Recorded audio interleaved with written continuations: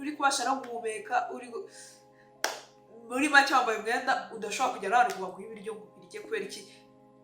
Nubirya ntabwo uri buhumeke. Nyine umwenda wambaye uragusaba ko uguma umeze gutyo, nta kurya, nta guhumeka, nta bwinyagamburiro. Oya, ibyo bintu ntabwo ari iby'abasirimu. Jya wambara umwenda ufitinga size yawe.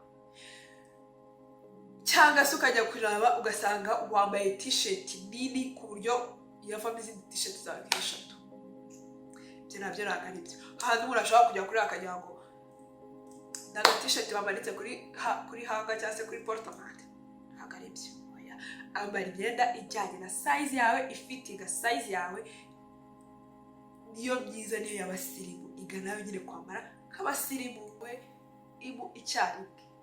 Wikambara abantu bagiye ngo umukororo byihimutse, wikambara abantu bagiye kwamamariza uruganda rw'amarangi. Oya, ambara ibara rimwe. Gerageza utangire wige kwambara ibara rimwe, uvanga amabara makeya ashoboka niba ushaka kugaragara nk'abasirimu.